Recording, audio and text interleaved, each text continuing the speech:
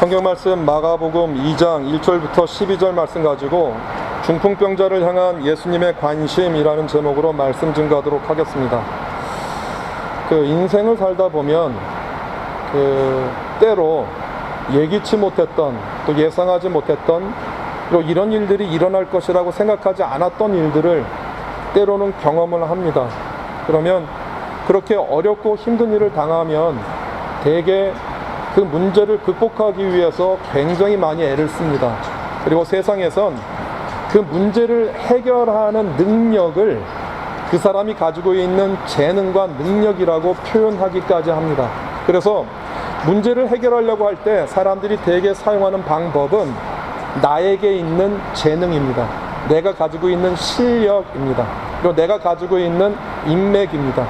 그 모든 것들을 사용해서 오늘 지금 일어난 이 문제를 해결하기 위해서 정말 많이 애를 씁니다. 그런데 다행히 그렇게 해서 문제가 해결이 되면 참 감사한 일이에요. 그런데 때로는요, 그 문제가 해결되지 않을 때가 와요. 내가 아무리 노력하고 내가 아무리 힘을 쓰고 내가 아무리 애를 써도 이 문제를 극복할 수 있는 가능성이 아무것도 없을 때가 있어요. 여러분, 그럴 때에 우리가 닥치면, 그런 순간들을 만나면 여러분들의 감정, 여러분들의 마음은 어떻습니까? 아마 굉장히 낙담되고 좌절될 것이에요.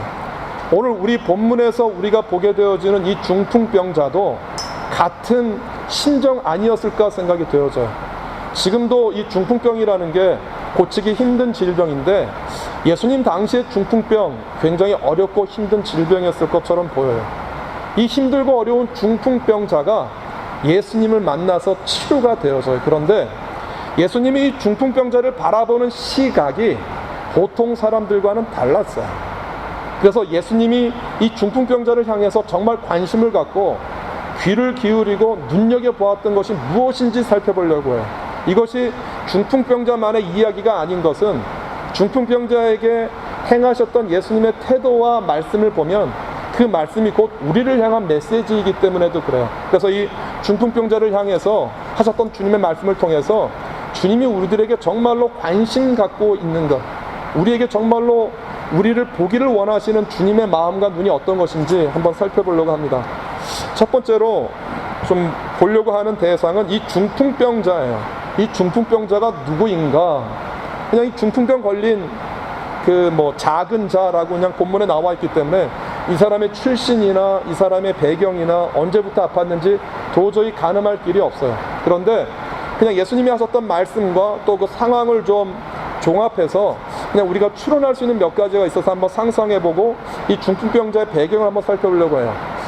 그 중풍병자를 불렀던 예수님의 호칭이에요. 이 중풍병자를 향해서 예수님이 뭐라고 불렀냐 하면 옛날 한글 성경에 보면 소자야 라고 되어 있고 오늘 보는 개역 성경에 보면 작은 자야 라고 되어져 있어요.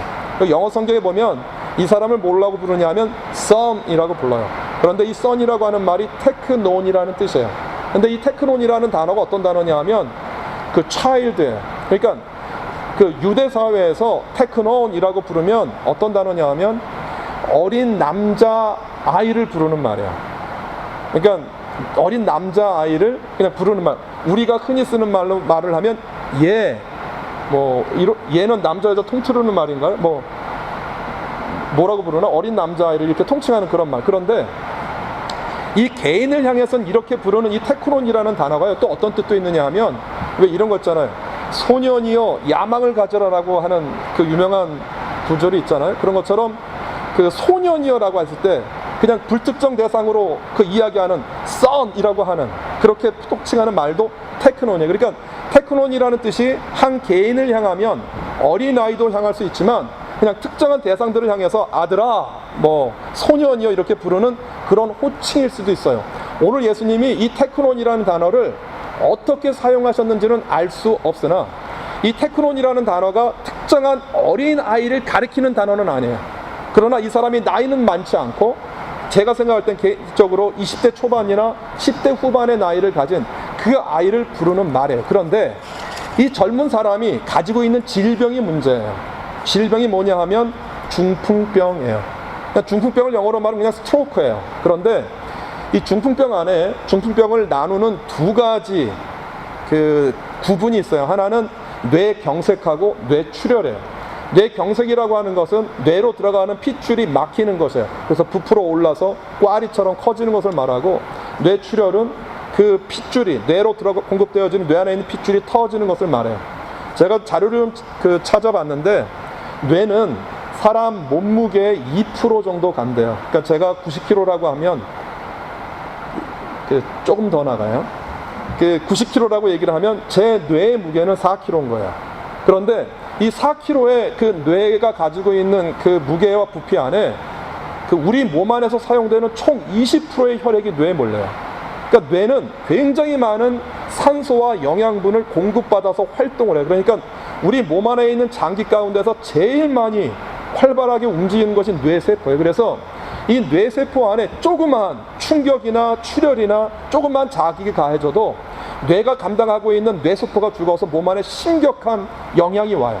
오늘 본문에 이 중풍병자가 스트로크가 왔는데 누워서 꼼짝하지 못했다라고 생각을 하면 이 사람은 정말 전신마비가 됐고요. 제가 스트로크가 온 환자들을 신방 가서 보면 중풍병이 와서 이 한쪽은 괜찮은데 이 온몸에 온 분들은 대개 말하는 기능도 어눌해져요.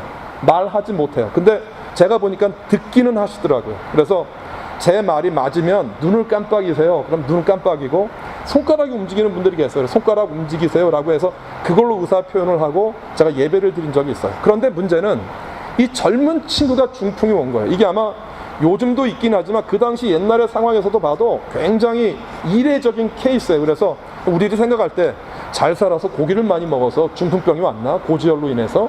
그렇게 생각할 수 있는데 그 자료 검색을 해보니까 그렇더라고요. 스트로크 오는 것도 고지혈도 오지만 혈압이 높으신 분들, 그리고 당뇨가 있으신 분들, 그리고 심장질환이 있으신 분들이 온대요. 이 어린 그 젊은 청년이 왜 중풍병이 왔는지는 알 수 없어요. 그러나 이 젊은 이 아이에게 중풍이 찾아왔어요. 그러니까 젊은 아이가 움직이지 못하고 그냥 누워서만 지내야 되는 그 상황 가운데 맞닥뜨려진 거예요. 여러분 생각해 보시겠어요? 이 젊은 중풍병자를 바라보는 식구들의 마음, 가족들의 마음, 이웃들의 마음이 어떨 거라고 생각하세요? 여러분, 사람이 제일 수치스러운 게 대소변을 누가 나를 대신해서 받아주는 거예요.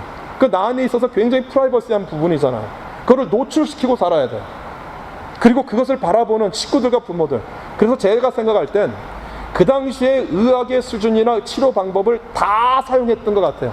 그런데 뭐 지금도 못 고치는 병을 그 예전에 고칠 수가 없었겠죠. 근데 어느 날 소식을 하나 들어요. 어떤 소식이냐 하면 나사렛에서 태어난 예수가 복음을 전하는데 그분이 사람들을 고치더라라는 소식을 들어요. 그래서 성경에 보면 우리는 보통 이 장면을 내 친구들이 이 친구를 중풍병 걸린 환자를 데리고 왔다라고 하는데, 성경을 여러분들이 자세히 읽어가다 보면 한 무리의 사람들이 예수님이 계신 가버나움에 왔다라고 기록되어 있어요. 그러니까 어떻게 생각하면 오늘 이 중풍병 걸린 이 환자와 그 한 무리에 동행했던 사람들이 가버나움에 살지는 않았어요. 만약에 예수님이 가버나움에서 말씀을 가르친다, 그래서 그 자리에 참석하려고 했으면 가버나움에 살았다라고 하면 일찍 도착했을 거예요. 그런데 이 사람들이 사는 곳이 가버나움이 아니라서 이미 걸어서 먼 길을 왔든 어떻게 왔든 이들이 도착을 했어요. 그랬더니 어떤 환경이 벌어졌느냐 하면 한 무리의 사람들 가운데 이제 보니까 도저히 이 중풍병 걸린 누워있는 이 사람을 예수님 계신 곳에 데리고 갈 수 있는 방법이 없는 거예요. 성경에 보면 뭐 용신할 수 없었다. 너무 꽉 차가지고 자리를 아무도 양보해주지 않는 거예요. 우리 생각해요. 아니 그렇게 먼 데서 불쌍한 사람들이 왔는데 예수님 그 말씀 드리려고 도를 들으려고 왔다고 했으니까, 도를 가르치신다고 했으니까 예수님 말씀을 들었던 사람들이 양보해주고 좀 비키면 되잖아 라고 생각할지 모르는데 그 광경을 제가 볼 수는 없으나 그냥 이렇게 생각이 되어져요. 아마 그 당시에 예수님이 있는 곳에 모였던 사람들이 오늘 본문에 등장하는 이 중풍병 환자만큼 아팠던 사람들이 많았던 것 같아요. 그러니까 내 병이 중풍병 환자보다도 심한 거예요. 그러니까 그러지 않았겠어요? 길을 좀 비켜주세요. 내 친구가 우리 아이가 좀 예수님 앞에 가려고 합니다. 그러는데 아무도 자리를 비켜주지 않았던. 그러니까 그 당시에 모였던 모든 사람들이 처지와 상황이 모두 다 급했던 그 상황 가운데, 그러자 한 무리의 중풍병자를 데리고 왔던 한 무리의 사람들 가운데 4명이 어떤 결단을 하냐 하면 이 중풍병자를 들것에 매서 지붕 위로 올라갔어요. 그런데 그 지붕 위로 올라가서 뭘 하나 봤더니 지붕을 뜯기 시작하는 거예요. 근데 유대인의 가옥 구조를 보면 지붕이 뭐 지금처럼 콘크리트로 되어 있는 게 아니라 지붕을 그렇게 만들어요. 집을 지을 때 이 대들보를 이렇게 만들면 대들보 사이에다가 가는 막대를 이렇게 막 그 그림 보면 비슷하진 않은데 저 모양이에요. 이렇게 가는 막대를 이렇게 막 그 굉장히 많이 치고 그 사이사이에다가 뭐를 바르냐면 진흙을 발라요. 그게 1차 공정이고요. 그렇게 마른 그 지붕이 평평한 구조였었어요. 그렇게 지붕이 완성이 되어지면 그 위에 다시 뭘 얹느냐 하면 건초더미나 집을 그 사이에 깔고요. 그 위에다가 흙으로 구운 기와를 얹어 놓았어요. 그러니까 우리가 생각하는 것처럼 유대인이 살고 있던 집에 지붕을 뜯는다라는 것이 어렵지 않았어요. 근데 문제는 이것이에요. 이 네 사람의 그 들것을 맨 사람들이 그렇게 하는 게 최선이었을까라고 하는 얘기예요. 여러분, 뭐 지붕을 만들기 쉽다 어렵다를 떠나서 이거 한 사람이 살고 있는 집 아니에요. 그런데 그 사람이 예수님을 만나기 위해서 한 사람이 살고 있는 집의 지붕을 뜯는다. 이게 상식적입니까? 이게 굉장히 언유절한 케이스예요. 이게 보통의 상식을 가지고 있는 사람이라면 그 오전 예배를 드리니까 좀 생각하는 게 좀 다르더라고요. 근데 제가 생각하는 기준에 의하면 예수님을 만날 수 없으면 그냥 기다려야 되지 않을까? 밖에서 예수님이 언젠가 집을 나올 거니까 그 나오는 예수님을 만나든지 아니면 내일 예수님이 어디 계신지 알아서 내일 다시 가면 되는 것 아닌가? 이게 우리가 생각할 때 기본적인 상식이잖아요. 그런데 이 4명의 그 사람들이 어떤 행동을 하냐면 지붕을 뜯어요. 여러분, 이게 굉장히 언유절한 케이스예요. 상식적이잖아요. 이것이 정말 지극히 우리가 생각하는 상식과 논리와 이성에서 벗어난 행동이에요. 이게 어떻게 보면 요즘 한국 사회에서 기독교인이 지탄받고 있는 이유가 되기도 해요. 유별나 왜 그렇게 해야 돼? 라고 하는 그런 비난과 논쟁의 대상이 되는 말이기도 해요. 틀림없이 논쟁거리가 될 수 있는 이 행동에 대해서 오늘 예수님이 중풍병 환자를 내리는 4명에 대해서 뭐라고 선포를 하시냐 하면 너희들의 믿음을 내가 보았다라고 얘기를 하는 거예요. 이 굉장히 우리에게 충격적인 말이에요. 남의 지붕을 뜯어서 그 재산에 피해를 입히고 지금 아픈 이 중풍병 환자를 내리는 그 4명에 대해서 내가 너희의 믿음을 보았다라고 하는 것이에요. 저는 이 대목이 우리를 감동시키는 예수님의 모습이에요. 예수님이 무엇을 보았느냐 하면 그 사람들의 동기를 본 거예요. 왜 저들이 지금 지붕을 뜯어서라도 그 중풍병 걸린 그들의 친구일 수도 있고 가족일 수도 있는 그 중풍병 걸린 젊은 청년을 왜 지금 나한테 내리느냐라고 하는 거예요. 그들의 동기를 보았어요. 그들의 동기는 뭐냐 하면 중풍병 걸린 그 친구를 사랑하는 거예요. 그리고 두 번째는 이 중풍병 걸린 친구가 예수님을 만나면 병이 고침받겠다라고 하는 간절한 믿음이에요. 예수님이 그것을 보았어요. 그것을 보시고 믿음이라고 칭찬을 하신 거예요. 그런데 어떻게 보면은요, 똑같은 행동일 수 있어요. 지붕을 뜯고 예수님에게 그 내리는 이 모습이 내 마음 가운데 믿음이 아니라 나의 의가 될 수도 있어요. 나의 의, 내 생각. 내가 한번 예수님을 만나기로 결정했기 때문에 내가 예수님을 꼭 만나고 말 거야 라고 하는 내 의지와 내 생각일 수도 있어요.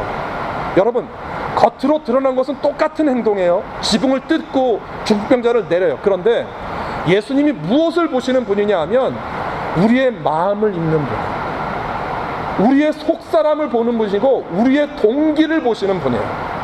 여러분, 이 모습이 우리를 감격해 하는 거예요. 보통 사람들은 지붕을 뜯는 그들의 행동만 봐요.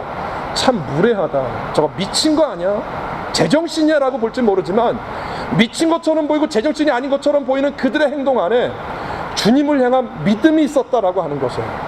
여러분, 주님을 향한 믿음으로 인한 행동은 반드시 그로 인한 열매와 결실을 맺지만 내 의, 내 생각, 나의 유익을 위해서 했었던 모든 무리수들은 문제와 논쟁과 분리를 일으키고 만다라고 하는 것이에요. 그래서 우리가 어떤 한 사람이 행동을 하고 어떤 한 사람이 이상한 짓을 할 때 정말 주님께 기도해야 되는 이유가 바로 여기에 있어요.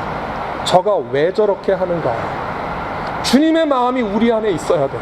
왜 저 사람이 저렇게 말을 하지? 왜 저렇게 행동을 하지? 왜 저렇게밖에 할 수 없지? 만약에 내가 가진 시각과 내가 가진 태도와 내가 가지고 있는 경험으로 그 사람을 바라보면 이상한 사람이에요. 그런데 그를 향해서 예수님이 나를 바라보시는, 내 중심과 마음을 바라보시는 마음으로 보면 그 행동이 다른 의미가 되어서 우리에게 전달되어질 수 있다라고 하는 거야. 오늘 예수님께서 그 4명을 보면서 보셨던 그 믿음에 대한 선포와 그리고 그들의 동기를 보셨던 마음이 우리들의 마음이 되어지기를 바라요. 그 다음에 두 번째, 예수님이 중풍병자를 보셨던 예수님의 시각이에요. 한번 생각해 보시겠어요? 예수님이 이렇게 말씀을 하고 있는데 지붕을 뜯어서 그냥 이렇게 매트를 메고 있는 중풍병자가 내려와요. 그 광경을 보고 있는 주변에 그 집에 꽉 모였던 사람들 모두의 관심은 무엇일까요? 그 중풍병자를 내리는 4명의 사람들, 그리고 그 자리에 그 그림 한번 보여주실래요? 지금 저렇게 내려오는데 아마 부스러기가 떨어지고 집이 떨어지고 엉망이 되는 실내 공간이 되어졌던 그 광경 가운데 모여있던 모든 사람들의 관심은 무엇일까요?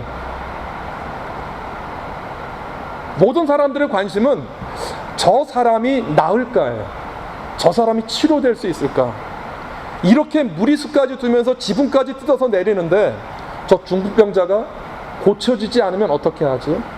예수님은 저 환자를 어떻게 고칠 것이지? 그러니까 모든 사람들의 관심이 예수님을 향해서 저 사람을 어떻게 치료하실지라고 이렇게 쏠려 있을 때 예수님의 선포가 그 중풍병자를 향한 예수님의 외침이 뭐였느냐 하면 작은 자야 내 죄사함을 받았다라는 얘기예요.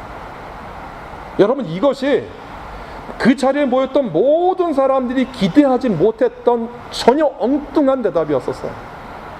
예수님이 4명의 그 중풍병자를 내리는 사람들의 그 안에 있는 믿음을 보셨던 것처럼 똑같이 중풍병에 걸려서 거동을 하지 못하는 마비된 환자의 마음 그 안에 있는 무엇을 보신 거냐면 죄책감을 보신 거예요. 내 죄 사함을 받았어. 이것이 가능한 이유는 이렇다고 저는 생각해요. 혹시 여러분들이 살다가 어렵고 힘들고 내가 생각하지 못했었던 실수와 실패를 하는 경우가 있잖아요. 그러면 사람은 본능적으로 어떤 생각을 하느냐 하면, 제가 말을 좀 조용히 해도 괜찮죠? 본능적으로 우리가 어떤 생각을 하느냐 하면 이런 일들이 일어난 이유가 무엇일까? 그러니까 코즈 앤 이펙트를 찾는 게 굉장히 우리에게 익숙해져 있어요. 어떤 나쁜 결과가 우리 안에 벌어졌으면 이 일이 왜 일어난 거지? 이 일이 왜 이렇게 일어난 것이지? 이 일이 일어난 이유가 무엇이지? 라고 원인을 찾아요. 원인을 찾는 이유는 그 원인을 발견해야 문제를 해결할 수 있기 때문에 그래요. 원인을 모르면 오늘 이 일이 왜 일어난지 모르는 거예요. 예를 들면 부부간에 싸웠어요. 어느 날 남편이 나한테 굉장히 화를 내고 신경질을 부려요. 평상시에 굉장히 온유하고 평상시에 굉장히 젠틀한 우리 김영기 집사님 같은 분이 어느 날 갑자기 벌스트아웃이 돼가지고 고함 지르고 막 그냥 숟가락을 얹고 막 그래요. 그러면 옆에 있는 하교화 집사님이 생각할 거 아니에요. 왜 저러지? 이유가 뭐지? 생각할 거예요. 그러니까 이것이 개인에 일어나는 어떤 일상만이 아니라 내가 재정적인 어려움을 당하거나 내 몸이 아프거나 이런 예상치 못했던 곤란한 일들을 만나면 이 일이 왜, 무엇 때문에 온 것이지라고 이유를 찾기 시작하는 거예요. 중풍병 걸린 사람도 당연히 그런 과정을 거치지 않았겠어요? 그러니까 내가 말을 상대방에게 하지 못하기 때문에 상대방은 지금 이 사람이 어떤 고민이 있고 어떤 문제가 있는지 몰라요. 그런데 그 마음 가운데 그 심정적으로 자기가 잘못했었던 것들에 대해서 고민하고 괴로워했었던 것처럼 보여요. 여러분, 이것이 죄책감인데 이 길티가 우리 안에 찾아오면 정말 괴로워요. 우리 안에 죄책감이 찾아올 때 그 죄책감에 대해서 해결하는 방법이 2가지가 있어요. 하나는 내내 찾아온 이 길티를 남의 탓으로 돌리는 거예요. 내가 잘못한 게 아니라 누가 잘못해서, 누가 이런 말을 했기 때문에, 누가 이런 실수를 해서 남의 탓으로 돌려요. 그러면 자기 자신은 건강할 수 있어요. 대신 남에 대해서, 관계에 대해서 다 깨지고 상처받고 말아버려요. 그 사이에 평화와 화평은 일어날 수가 없어요. 그 다음에 2번째, 이건 제가 좀 더 좋지 않은 방법이라고 생각하는데, 모든 문제, 지금 오늘 일어난 모든 문제를 전부 내 탓이라고 돌려요. 지금 일어난 모든 사건과 지금 일어난 모든 문제들을 내 탓이라고 돌리는 거예요. 내 탓, 내가 잘못했어, 내가 실수했어, 내가 그때 참았어야 되는데, 내가 그때 하지 말았어야 되는데, 이 모든 것들을 나의 탓으로 계속해서 돌리면 여러분, 내 마음, 내 속사람이 어떻게 되는지 아십니까? 죽어요. 의욕상실해요. 디프레스가 오고요, 아무것도 할 수 없는 에너지가 내 안에서 만들어지지도 않아요. 대개 죄책감이 오면 이 두 가지 방법으로 문제를 해결해요. 그런데 성경은, 그런데 예수님은 우리에게 무엇이라고 말을 하냐 하면, 그 죄책감으로 내 마음과 내 마음과 내 심령과 내 영혼이 짓눌릴 때 주님이 그때 우리에게 하시는 말이 애통하라는 거예요. 애통해, 슬퍼해. 애통이라고 하는 그 말이 펜툰테스라고 하는 말인데, 가까이 있는 그 가족들이 죽었을 때 상심하는 그 상심의 마음이에요. 그렇게 슬퍼하고 애통하는 그 마음을 타인에게 돌리거나 내 스스로에게 돌리지 말고, 그 애통하는 마음을 누구에게로 가져오라고요? 예수님께로 가지고 오라는 거예요. 여러분, 한 가지 제가 제안을 드리는 건 뭐냐면, 죄책감이 내게 찾아와요. 내가 뭘 잘못했어요, 실수했어요. 그로 인해서 내 자녀가 아프거나 내 어떤 하는 일들이 안 돼요. 그 상황을 내가 그것과 맞닥뜨려진다고 해서 여러분, 그 문제를 해결할 수 없어요. 여러분, 내가 그 죄책감이 밀려오고 실패와 낭패된 상황 가운데 내가 처했을 때, 내가 주님을 향하는 그 마음이 어떤 거냐 하면 겸손의 마음. 겸손이라는 말이 휴밀리티라는 말인데, 그 휴밀리티라고 하는 단어가 휴밀리타스에서 왔어요. 근데 그 휴밀리타스라고 하는 라틴어는 휴무스에서 온 단어예요. 휴무스는 더스트예요, 먼지예요. 그러니까 하나님 앞에서 내 존재가 먼지라는 거예요. 하나님 앞에서 내 존재가 흙이에요. 내가 아무것도 아니에요. 내가 많은 것을 알고, 내가 많은 것을 가졌고, 내가 많은 것을 이룰 수 있다고 생각하는 내 능력이 내게 있는데, 하나님 앞에서 내가 나를 보니까 아무것도 아닌 거예요. 그러니까 도움을 누구에게 청한다라고요? 주님께 가져가는 거예요. 내가 슬퍼요, 내 마음이 낭망됐어요, 내 마음이 좌절됐어요. 그런데 하나님 앞에 나오지 못하는 분들 정말 많아요. 어떨 때 보면 정말 안타까운 것은 뭐냐 하면, 그렇게 힘든데, 그렇게 죽을 것 같은데, 자살하는 순간이 그런 순간 아니에요? 내가 내 생명 끊고 싶은데 내게 더 살 소망이 나에게 없다고 생각하는 거예요. 나에게 미래가 없고 소망이 없고, 내 안에 어떤 가치도 내일을 기대할 수 있는 것이 내 안에 없다고 생각하는데, 그런데 주님 앞에 나가지 않아요. 그런데 주님 앞에 무릎 꿇지 않아요. 그런데 주님 앞에 도움을 구하지 않아요. 저는 그 상태는 교만이라고 생각해요. 내가 주님 앞에서 무언가를 아직도 할 수 있다고 생각하는 거예요. 내가 아무것도 할 수 없어요, 주님 앞에. 내가 아무것도 할 수 없어요. 그게 낮아지는 거예요. 내가 하나님 앞에서 먼지예요, 먼지. 나 아무것도 아니에요. 그 먼지가 되었기 때문에 우리가 누구를 찾기 시작하는 거냐 하면 주님을 향하는 거예요. 애통하는 거예요. 내가 가지고 있는 이 죄, 내가 가지고 있었던 죄의 상태, 오늘 내가 맞닥뜨린 이 실패와 좌절과 경험, 이것을 내가 해결할 수 없고 내가 품을 수 없기 때문에 이 모든 것들을 주님 앞에 드리는 거예요.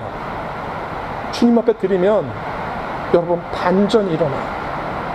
오늘 주님이 이 말씀을 통해서 가르쳐 주려고 하는 메시지가 하나 있어요. 그건 뭐냐 하면, 주님 안에 죄 사하는 권세가 있다라는 거예요. 믿으세요? 주님이 죄를 사하는 권세가 있대요. 여러분들의 죄, 여러분들의 죄책감, 죄로 인해서 오늘 일어난 모든 환경과 과정들을 다 용서해 주시고 새롭게 만드는 능력이 예수 그리스도의 보혈 안에 있다라는 거예요. 여러분, 이 보혈을 우리에게 보여주시고 나타내기 위해서 예수님이 십자가 지신 거예요. 구약 성경의 그 수많은 가르침과 내용들이 예수님의 보혈을 가르치고 있는 거예요. 이 죄사함의 권세가 예수 그리스도 안에 있어요. 예수님이 그 죄사함의 보혈을 이루기 위해서 본인 스스로 하나님이셨던 말씀과 율법이 십자가를 지시고 돌아가시고 죽으신 거예요. 오늘 혹시 여러분들 가운데 죄책감이 있고, 내 마음 가운데 낙담함이 있고, 내 마음 가운데 좌절함이 있고, 아무리 노력하고 아무리 힘을 쓰고 아무리 애를 써도 해결할 수 없는 상황과 문제가 여러분들에게 있다라고 하면, 여러분, 그 문제를 향하여서 애통하세요. 주님, 나를 도와주세요. 주님, 이 상황과 이 모든 문제들을 주님 앞에 드립니다. 주님, 나에게 찾아오셔서 이 문제와 상황을 이길 수 있도록 도와주세요. 여러분, 이렇게 애통할 때 이렇게 애통하는 자에게 찾아오는 그 복이 뭐예요? 위로죠. 근데 위로라는 원래 뜻이요, 파라클레오라는 뜻인데 곁에서 부르는 거. 저는 이 단어가 너무 좋아요. 내가 정말 애통하고 내 마음이 찢어지고 내 마음이 아플 때 주님이 곁에서 부르는 거예요. 아들아, 내 딸아, 내 자녀야, 아무개야 부르세요. 그리고 그 불렀던 여러분들에게 다시 찾아오셔서 회복시키세요. 오늘 여러분들에게 드리는 말씀의 결론입니다. 죄사함의 권세를 사용하십시오. 여러분들 안에 있는 죄된 마음, 길티, 그리고 여러분들 상황 가운데 있는 어떠한 낙담과 좌절된 상황이라 할지라도 그 상황 가운데 무엇을 외치시는 거냐면 예수 그리스도의 보혈을 외치시고 선포하십시오. 그것이 능력이 되어서 우리의 상황을 반전시키는 새로운 일들이 일어납니다. 오늘 중풍병자에게 주님이 선포하셨어요. 아들아, 내 죄 사함을 받았다. 여러분, 이것이 그 중풍병 걸린 환자에게 메시지가 될 수 있었던 것은 뭐냐 하면 그가 이미 인업하게 그 문제에 대해서 괴로웠기 때문에 그래요. 내가 도저히 해결할 수 없는 자신의 막바지였기 때문에 그 주님의 죄 사함의 선포가 그에게 구원으로 다가온 것이에요. 똑같이 예수 그리스도의 보혈과 죄 사함이 우리에게 있어도 그것을 취하는 분들과 그것을 취하지 못하는 분들로 나눠져요. 오늘 모여 예배드린 여러분들에게 이 죄 사함의 은혜와 고백이 여러분들에게 감사함으로 고백되어지고 선포되어지기를 주님의 이름으로 소원해요. 예수 그리스도의 보혈, 그 능력이 오늘 예배하는 우리 모두에게 치료와 문제를 해결하는 능력이 되어지기를 주님의 이름으로 소원합니다. 기도하겠습니다.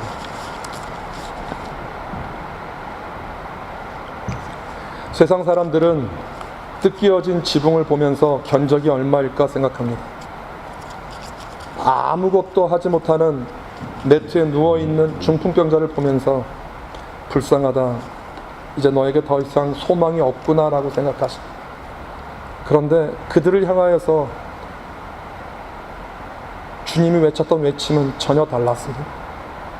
중풍병자를 내리는 4명의 사람들을 향하여 그들 안에 있는 그 믿음, 절박함을 보셨고 죄책감으로 인해서 고민하고 괴로워하던 그 어린 젊은 청년에게 죄를 사해 주셨습니다. 우리가 주님 앞에 나아갈 때 우리의 동기를 보시고 우리의 문제를 해결해 주시는 예수님이 계신다는 사실을 잊지 않게 도와주십시오. 오늘 중풍병 걸린 환자에게, 그 병자에게 내 죄 사함을 받았다라고 하는 선포처럼 오늘 예배하는 저희들 각자에게 찾아오셔서 내 죄 사함 받았다, 너의 문제가 해결되었다 라는 외침과 선포가 우리의 메시지가 될 수 있도록 주님 도와주옵소서. 예수님의 이름으로 기도합니다. 아멘.